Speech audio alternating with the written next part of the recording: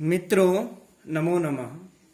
हम लोग लघु सिद्धांत कौमुदी का क्रमशः अध्ययन कर रहे हैं। हम लघु सिद्धांत कौमुदी के व्याकरण का क्रमशः वीडियो बना रहे हैं।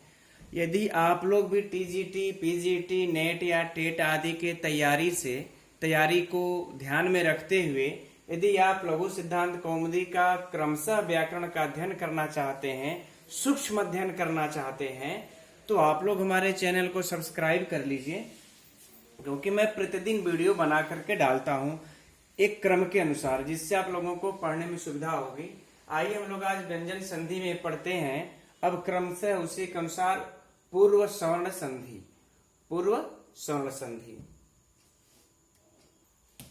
मित्रों, आज की ये वीडियो आप लोगों के लिए बहुत ही महत्वपूर्ण होने वाली है। बहुत से महत्वपूर्ण सूत्रों का अध्ययन आज हम लोग करेंगे और बहुत ही सूक्ष्म अध्ययन करेंगे, इसलिए आप लोग वीडियो को पूरा देखिएगा।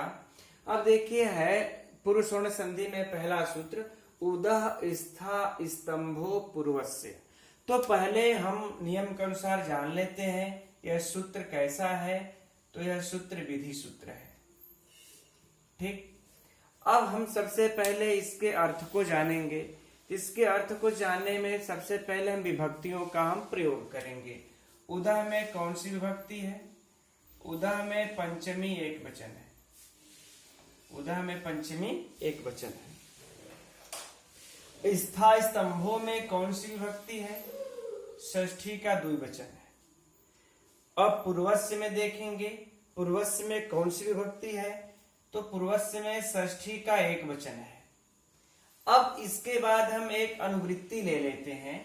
जब हम इसको अर्थ निकालेंगे तो ऐसे नहीं निकलेगा, तो हम अनुस्वार से यही पर सवर्ण से, जो अनुस्वार से यही पर सवर्ण आता है, तो इस सूत्र से हम सिर्फ सवर्ण का अनुवृत्ति ले लेंगे। हम यहाँ पर सवर्ण का अनुवृत्ति ले लेंगे। ये तो सवर्ण में कौन सी विभक्ति है? प्रथमा एक वचन है। इसमें प्रथमा एक वचन है। अब देखिए, अब इसका हम लोग यदि अर्थ निकालते हैं तो सीधा निकलेगा कि उदः अर्थात उद। उदः अर्थात उद। उद क्या है? उपसर्ग है। उद क्या है? यह उपसर्ग है। उद उपसर्ग से फिर क्या करें? स्था स्तंभो अर्थात स्था स्तंभ, है ना। उद उपसर्ग से स्था स्तंभो अर्थात स्था और स्तंभ। अब ये षष्ठी से व्यवहृत है, षष्ठी से इसको बुलाया गया है। तो हम जानते हैं षष्ठी स्थानीय होता है, तो इसके स्थान पर, ठीक, तो हो जाएगा कि उद उपसर्ग से स्था और स्तंभ के स्थान पर पूर्वस्य अर्थात पूर्व का, और सवर्णस्य, सवर्ण मतलब सवर्ण हो, जो हम लोग ये अनुवृत्ति लिए थे। पूर्वस्य मतलब पूर्व का, सवर्ण मतलब सवर्ण हो। अब सवर्ण आदेश हो। अब क्या आदेश हो? अब इसका अच्छा हम ऐसे लिख देते हैं, देखिएगा। उद उपसर्ग से, है ना, उद उपसर्ग से, पंचमी है तो उद उपसर्ग से स्था स्तंभ को, स्था और स्तंभ को पूर्व सवर्ण आदेश हो। यही इसका अर्थ निकलता है इस सूत्र का। अब यहां पर इसका अर्थ तो हम लोग निकालने में कामयाब हो गए। पूर्व का सवर्ण आदेश हो, पूर्व का सवर्ण आदेश हो, चलिए ठीक है। लेकिन अब यहां पर हमको यह क्लियर नहीं हुआ कि देखिए, वर्णों में दो ही दिशा होती है। एक तो होती है पूर्व और एक होती है पर। दो ही दिशा होती है वर्णों में। अब यहां पर यह क्लियर नहीं है कि उदः स्था स्तंभ के, मान लेते हैं ऐसे, जैसे कि यह उद है, उद के पूर्व स्थित, है ना, उद के पूर्व स्थित ये जो स्था स्तंभ है, ठीक, स्तंभ है, इसको पूर्व सवर्ण हो कि उद के पर में स्थित जो स्था स्तंभ हो, इसको पर स्था स्तंभ हो, इसको पूर्व सवर्ण हो। क्योंकि इस सूत्र में तो कुछ भी क्लियर नहीं दिख रहा है हम लोगों को। यहाँ पर सिर्फ एक ही चीज दिख रहा है कि उद से स्था स्तंभ को पूर्ण सवर्ण हो, लेकिन यह उद पूर्व में रहेगा कि पर में रहेगा, पूर्व में रहेगा कि पर में रहेगा, यह सूत्र में तो क्लियर है नहीं। कि उद से परे, अगर ऐसा हो गया होता कि उद से परे स्था स्तंभ को पूर्ण सवर्ण हो तो हो सकता था, लेकिन यहाँ पर ऐसा कुछ भी स्पष्ट नहीं है। जब स्पष्ट नहीं है कि उद पूर्व में रहेगा तो पर वाले स्था स्तंभ को पूर्व आदेश होगा, कि उद पर में रहेगा तो पूर्व वाले स्था स्तंभ को पूर्व आदेश होगा। अब ऐसा स्पष्ट न होने के कारण अब यह अगला सूत्र को देते हैं, अगले सूत्र को परिभाषा सूत्र से इसको व्याख्या करते हैं। उस सूत्र को आइए देखते हैं। अब इस सूत्र के द्वारा अब व्याख्या कर रहे हैं तस्मादित्युत्तरस्य। तो हम पहले इस सूत्र को जानते हैं। यह सूत्र कैसा सूत्र है? परिभाषा सूत्र है। ठीक, यह भी मित्रों याद करने की आवश्यकता होती है। कभी कभी परीक्षा में पूछ देता है कि यह किस प्रकार का सूत्र है, तो यह जानना हमें आवश्यक होती है। तो यह परिभाषा सूत्र है। परिभाषाएं प्रयोग सिद्धि में स्वतंत्रता कुछ कार्य नहीं किया करती, अपितु सूत्रों के अर्थों में मिश्रित होकर के, इस सूत्रों के अर्थों में यह मिश्रित हो करके प्रयोग सिद्धि किया करती है। इनका कोई अपना एक स्वतंत्र अस्तित्व नहीं हुआ करता। ठीक, तो अब यह इसको मिश्रित होकर के क्या कर रहा है? तस्मात् अर्थात पंचम्यंत, इस तस्मात् इति पंचम्यंतानुकरणम, इस जो तस्मात् में जो पंचमी विभक्ति है यह इसको निर्दिष्ट कर रही है। तस्मात् इति पंचम्यंतानुकरणम, तो कह रहा है कि पंचमी से, पंचम्यंत के निर्देश से, यहां पर देखिए तस्मात् आदि उत्तर से, तो हम इसका अर्थ निकालेंगे कि पंचम्यांत के निर्देश से क्रियमाण कार्य, जो क्रियमाण कार्य होंगे अन्य वर्णों के व्यवधान से रहित पर के स्थान पर जानना चाहिए। यानी कि उदाहरण में देखिए, पहली बात हम बता दिए हैं कि पंचमी एक वचन है, तो यह उद से पंचम्यंत से निर्दिष्ट है, तो यही करें पंचमी से जो निर्दिष्ट होगा उत्तर से, तो अब उसके परे वाले कार्य पर जाना चाहिए। उत्तर से जो बाद में आता है, पर में आता है, तो अर्थात इससे स्पष्ट हो गया कि उद पूर्व में रहेगा और पर में स्था या स्तंभ रहेगा। ठीक है, स्था या स्थानम रहेगा, कुछ भी रहेगा, स्था और स्तंभ रहेगा, इस प्रकार से। ठीक, लेकिन इसमें भी एक बात है जो आप लोगों को जाननी आवश्यक है कि यह जो कार्य होगा, पंचम्यंत पदों के अर्थों का निरंतर उच्चारण तभी होगा, तभी कार्य होगा जब उनमें अव्यवहित उत्तर कार्य हो, अर्थात उद के बाद स्था और स्तंभ ही आए तभी, स्था और स्तंभ ही आए तभी। अगर इसमें किसी का व्यवधान आ जाएगा तो यह पूर्व सवर्ण नहीं होगा। व्यवधान जैसे मान लेते हैं प्रस्थानम आ गया, तो इसमें यहां पर देखिए प्र का व्यवधान उपस्थित हो गया। उद से परे स्था तो जरूर है, उद से परे स्था अवश्य है, लेकिन प्र का व्यवधान आ गया है। तो अब प्र के व्यवधान आ जाने पर ये जो उदा स्था स्तंभो पूर्व से सूत्र है, अब इसके अनुसार जो पूर्व सवर्ण हो रहा था, इसको पूर्व जो सवर्ण हो रहा था, अब इसको यह कार्य नहीं होगा क्योंकि बीच में व्यवधान आ गया है। ठीक, तो यही सूत्र बता रहा है तस्मादुत्तरस्य, कि सूत्र में जो पंचमी से निर्दिष्ट किया जाए इसके पर में, ठीक, इसके पर में, तो इसके पर में स्पष्ट हो गया कि पंचमी हमें पूर्व में होगी और पर में, अब पर में क्या होगा, तो पर में कहते हैं कि व्यवधान से रहित कार्य हो, व्यवधान से रहित होने पर ही उस पे कोई कार्य होना चाहिए, उसको जानना चाहिए। तो अर्थात ये सीधा सीधा ये व्यवधान तब होगा, अरे व्यवधान नहीं तब होगा जब स्था या स्तंभ सीधे आएंगे, बीच में कोई अक्षर कोई वर्ण नहीं आएगा। ठीक, तो यह हमारा आकर के सूत्र परिभाषित करता है। तो मित्रों यहाँ पर जो हमको उद पूर्व में रहेगा या पर में आदेश होगा, पूर्व सवर्ण होगा, किसको यह जो क्लियर नहीं था हमने भी जो बताया, वह आकर के हमारे परिभाषा सूत्र क्लियर करता है कि तस्माद पंचमी से जो निर्दिष्ट होगा, पंचम्यंत के निर्देश से क्रियमाण कार्य अन्य वर्णों के व्यवधान से रहित, अन्य वर्णों के व्यवधान से किसी भी वर्ण का व्यवधान यहाँ पर नहीं होना चाहिए, अन्य वर्णों के व्यवधान से रहित पर के स्थान पर जानना चाहिए, पर के स्थान पर जानना चाहिए। तो हमको स्पष्ट हो गया कि युद्ध जो है पूर्व में रहेगा। अब हम लोग आगे बढ़ते हैं। तो अब हमें इसके दो उदाहरण मिलते हैं। एक तो मिलता है ऊर्ध्वधन स्थान, ठीक, और हमें दूसरा मिलता है, जो दूसरा उदाहरण है यह है ऊर्ध्वधन स्तंभन, ठीक, यही स्था और स्तंभ आ गए, ठीक है, यही दो के होने पर हमारा कार्य हो रहा है। लेकिन अब देखिए यहां पर एक बात फंस रही है अब, कि यहां पर का जो पूर्व सवर्णी है उद क्या है, ध्यान से समझिएगा मित्रों तभी समझ में आएगा।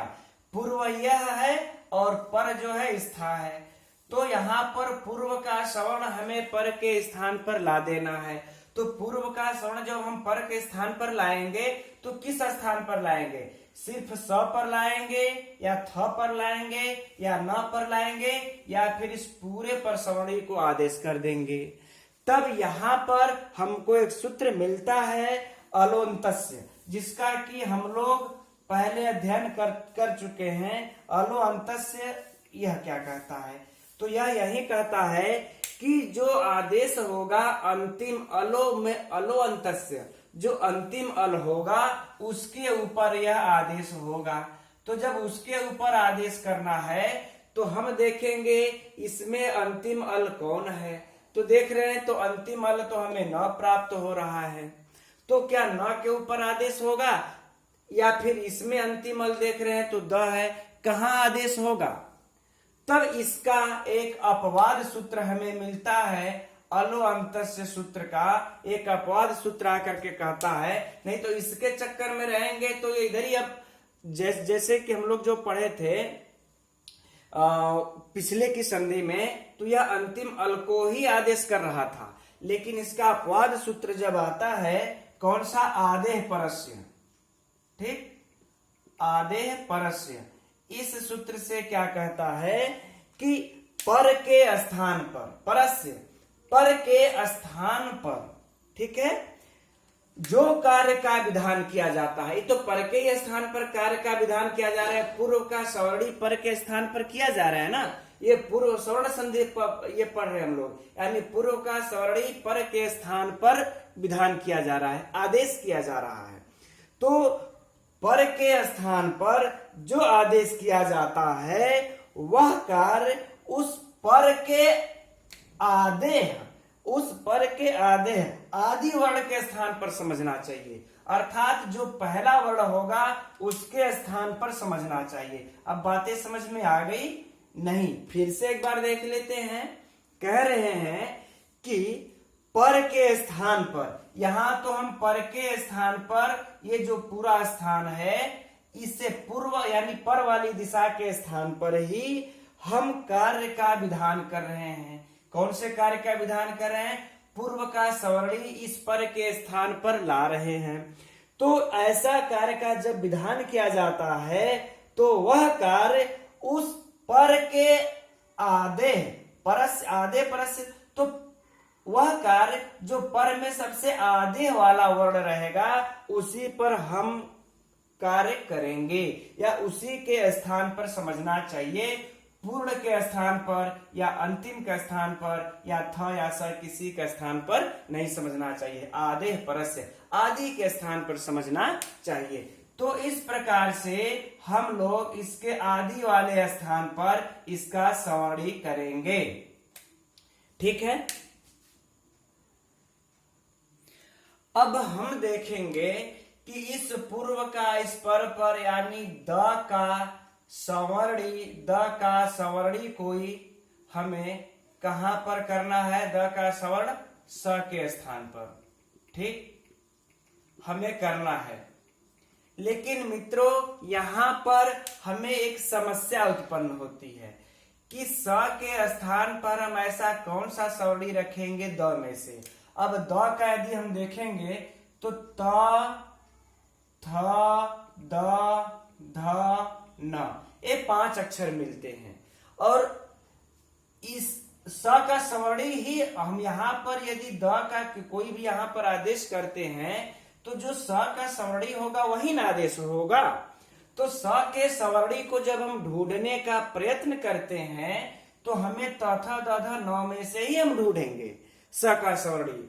तो हम इसको सवर्णी को ढूंढने के लिए हम स्थाने अंतरतम, ठीक है, स्थाने अंतरतम सूत्र पर चलते हैं। स्थाने अंतरतम सूत्र कहता है, सूत्र उपस्थित होकर कहता है कि प्राप्त हुए आदेशों में अत्यंत जो सदृश आदेश होगा, जो अत्यंत सदृश आदेश होगा इस तथा दधा न में से वही इस स के स्थान पर आदेश किया जाएगा। तो हम अत्यंत सदृश आदेश ढूंढते हैं स्थानांतरतम सूत्र से। अब जब ढूंढने लगते हैं तो देखते हैं ऋतुल सानाम दंता, है ना, ऋतुल सानाम दंता सूत्र से हम देखते हैं तो तथा दध न और स सबकी दंत ही हमें उच्चारण स्थान मिलता है।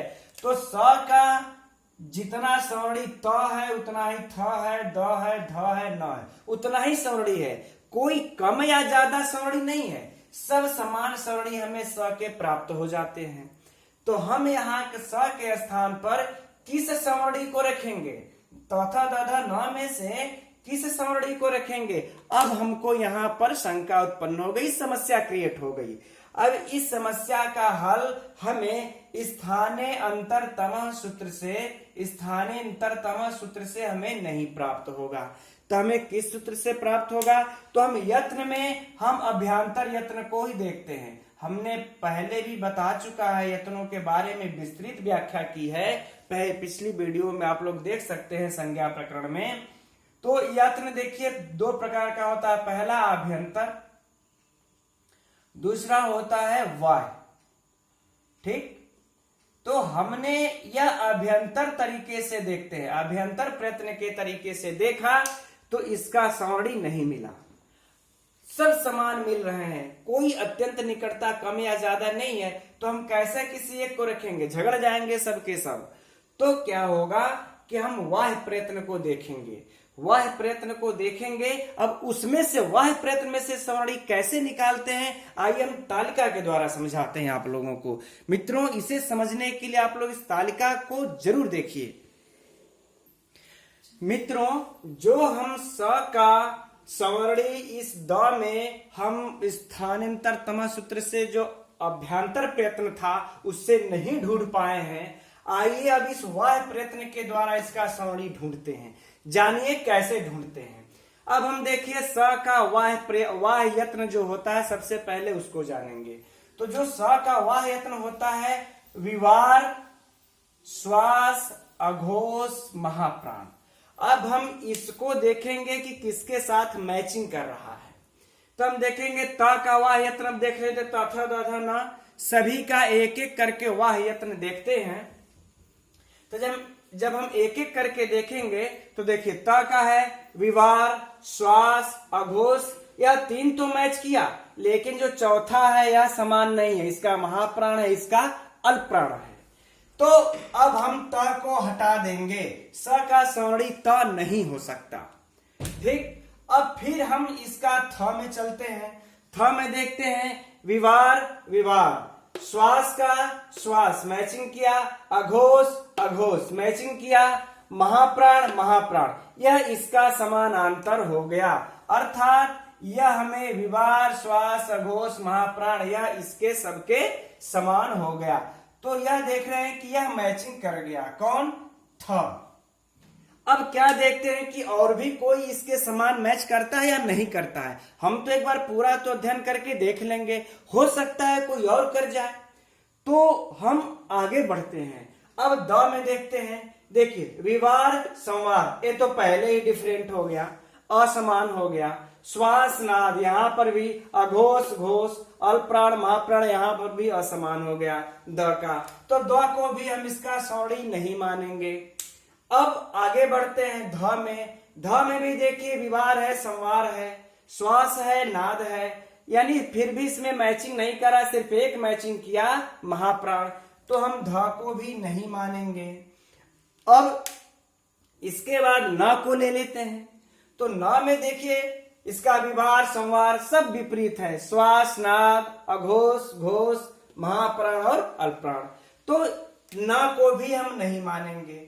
अर्थात जो हमारा मैच करता है इस स का सवर्णी थ ही होगा। सबसे अत्यंत सादृश्य जो होगा वह थ ही होगा। हमारा आभ्यंतर प्रयत्न फेल होने के बाद हम वह यत्न के द्वारा यदि किसी की स्वर्ण संज्ञा निकालनी हो तो हम इस तरह से सबका पहले उच्चारण, सब जो वर्ण जिसके अंतर्गत आता है वह यत्न के अंतर्गत आता है उसको लिख करके इस तरह से देख सकते हैं कि कौन किसका अधिकतम अत्यंत सादृश्यता रखता है। तो इस प्रकार से हमें यह प्राप्त हो जाता है। स के स्थान पर हमें क्या लिखना है, अब थ लिख देना है। इसका पूर्व सवर्णी स के स्थान पर थ हो जाएगा। अब हम लोग आगे बढ़ते हैं, क्या होगा उसको लिख लेते हैं। उद धन द का सवर्णी जब थ होगा तो थ थान, ठीक। इसमें भी क्या हो जाएगा, उद धन स का सवर्णी, द का सवर्णी स के स्थान पर जो आदेश होगा थ त आधा म भ न, यह हमारा हो जाएगा। अब यहां पर अगला सूत्र काम करता है झरो झरी संवर्णे। कौन सा सूत्र काम करेगा, झरो झरी संवर्णे। इसको भी देख लेते हैं। झरो झरी संवर्णे यह कैसा सूत्र है, यह विधि सूत्र है। कैसा सूत्र है, यह विधि सूत्र है, ठीक है। हम लिख देते हैं, इसको भी याद रखिएगा, विधि सूत्र, ठीक। अब यह सूत्र कहता क्या है उसको भी थोड़ा सा हम लोगों को एक बार जान लेना चाहिए। यह कह रहा है, इसका अर्थ जानने के लिए हम सबसे पहले इसमें विभक्ति देख लेते हैं। आइए हम इस सूत्र को यहां पर समझा देते हैं। झरो झरी संवर्णे, ठीक। झरो, झरा अर्थात इसमें कौन सा है, षष्ठी एक वचन, झरी सप्तमी एक वचन, संवर्णे इसमें भी सप्तमी एक वचन। अब हम इसमें दो चीज का अनुवृत्ति ले लेंगे। एक तो हम ले लेते हैं हला का अनुवृत्ति, यह हम किस सूत्र से लेते हैं, तो हलो यमा यमी लोपा से हम हल की अनुवृत्ति ले लेंगे। हला में क्या है, पंचमी एक वचन। अब दूसरी जो अनुवृत्ति लेंगे हम अन्यत्र श्याम का, जो झयो अन्यत्र श्याम है उससे हम अन्यत्र श्याम का अनुवृत्ति ले लेंगे,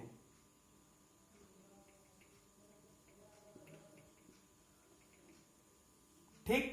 अन्यत्र श्याम का अर्थ क्या होता है, अन्यत्र श्याम का जो अर्थ होता है वह होता है विकल्प से। अन्यत्र श्याम में कौन सी है, तो हम देखेंगे अन्यत्र श्याम में भी जो सप्तमी एक वचन है, ठीक। अब हम यह सूत्र अर्थ निकालने के लिए कंप्लीट हो गया, पूरी तरह से तैयार हो गया। झला का और अन्यत्र श्याम का अनुवृत्ति ले लिए। अब देखिए यह क्या कहता है कि पहले अब हल हो, मैं ऐसे समझा लेता हूं, पहले हल हो, हल के बाद आपका क्या है, झरो, झर हो, इसके बाद कोई संवर्णी झर संवर्णी हो, झर तो आए वह झर क्या आए लेकिन संवर्णी हो, कोई भी संवर्णी झर आ जाए तब क्या होगा, अन्यत्र श्याम विकल्प से एक झर का लोप हो जाएगा। अन्यत्र श्याम अर्थात विकल्प से, ठीक, विकल्प से यह लोप करेगा। अन्यत्र श्याम का होता ही है कि विकल्प से लोप हो जाएगा, ठीक। फिर से समझिए, तभी विकल्प से लोप होगा तो हल का होगा कि झर का होगा कि जो ये सवर्णी झर परे आएगा उसका होगा। तो अब ये जो कार्य करना है तो इसके लिए हमने आप लोगों को फंडा बता ही दिया है कि जो सूत्र में षष्ठी से निर्दिष्ट किया जाएगा उसको ही होगा। तो षष्ठी से निर्दिष्ट यहाँ पर यह वाला झर है, तो इस झर को क्या होगा, लोप हो जाएगा। किससे, विकल्प से, अन्यत्र श्याम विकल्प से लोप हो जाएगा। ठीक, तो अब हम लोग इसका सूत्र अर्थ ऐसे समझ लेते हैं कि हल के बाद यदि झर आवे और झर के बाद भी यदि कोई सवर्णी झर आ जाए तो पूर्व वाले झर की अन्यत्र श्याम विकल्प से लोप हो जाएगा। अर्थात एक बार लोप होगा, एक बार लोप नहीं होगा। हमारे विचार सब समझ में आ गया होगा आप लोगों को। अब आइए हम लोग उदाहरण में चलते हैं। ठीक, उदाहरण में चलते हैं तो यहां पर हम लोग अब ढूंढेंगे, देखेंगे। देखिए अब यहां पर उद है, द क्या है, हल है, हल के बाद थ क्या है, झर है, इसके बाद भी ये थ क्या है, झर है, वो भी सवर्णी झर है। तो इस झर का विकल्प से लोप हो जाएगा झरो झरी सवर्णे सूत्र से। इस झरो झरी सवर्णे सूत्र से लोप होकर के क्या बन जाएगा, उद धन थान। ठीक, इसको मिटा देते हैं तब आप लोगों को स्पष्ट दिखाई पड़ जाएगा। यहां तो उद है ही, उद धन थ का जब लोप हो जाएगा तो थान बन जाएगा, और यहां पर उद धन थ का लोप होकर के तम भन यह बन गया। तो एक यह बनेगा, दूसर का यह बनेगा। अब हम लोगों का यहां पर जो अगला सूत्र प्रवृत्त होता है वह है खरीच। खरीच, यह खरीच क्या कहता है, इस सूत्र को भी समझ लेते हैं। खरीच क्या कह रहा है, यह कहता है कि खर प्रत्याहार परे होने पर, खर प्रत्याहार परे होने पर यहाँ जो झल रहेगा इस झल के स्थान पर चर आदेश हो जाएगा। क्या होगा, चर आदेश हो जाएगा। ठीक, यानी कि झल के परे खर होने पर इस झल को चर आदेश हो जाता है। तब जब चर आदेश हो जाएगा तो चर को आदेश करके भी देख लेते हैं। जब हमारा यहाँ खरी च लगने पर क्या हो रहा है, अब इसको चर आदेश होगा। तो चर का मतलब चर प्रत्याहार में कौन कौन से वर्ण आते हैं, हर वर्ग का पहला वर्ण। ठीक है, हर वर्ग का पहला, तो इस वर्ण का पहला वर्ण यहाँ पर आदेश होकर के क्या हो जाएगा, उत धन थान। ठीक, यहां पर क्या हो जाएगा, भी उत धन तंभन बन गया। अब हम लोग क्या करेंगे, इसको ले फिर से यहां पर एक बार और देख लीजिए। यहां पर देखिए कौन सा है, यहां पर आपको झल है, झल के बाद हमें क्या मिलता है, यहां पर खर, खर प्रत्याहार का अर्थात दूसरा और पहला वर्ण, तो खर मिलता है। तो इस खर को मिलने के बाद क्या होगा, खरीच से, यहां पर किस सूत्र से हुआ है, खरीच है ना, खरीच सूत्र से हमारा क्या हो गया, इसको पहला अक्षर अर्थात उद को त हो गया। अब हम इसको हम मिला देंगे, जब हम मिला देंगे तो क्या हो जाएगा, उत्थान। इसका क्या हो जाएगा, त मिलके उत्तम भन, उत्तम भन। अब हम इसमें विभक्ति आदि का जब लगा देंगे तो उत्थानम और फिर उत्तम भनम, यह सिद्ध हो गया। तो यह तो कब होगा, जब हम लोग झरो झरी सवर्णे से लोप करने पर, लोप करने पर, है ना।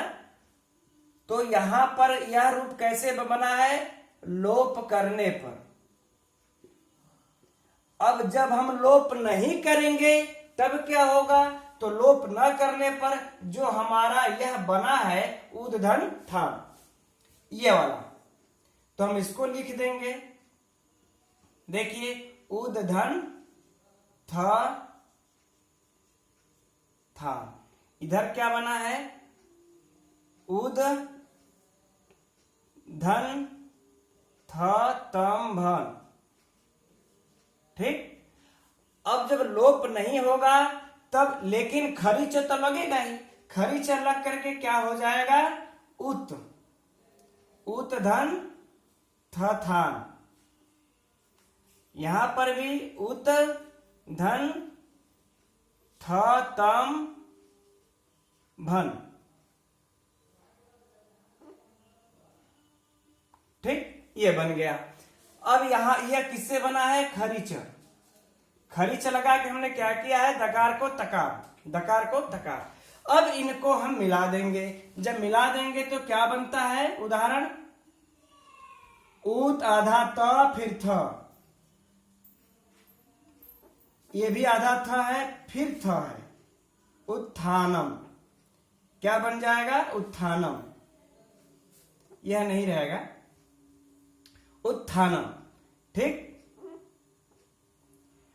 यह रूप बन गया। इसका हम लोग ये मिला देंगे, उ त फिर आधा थ है, आधा थ लिख देंगे,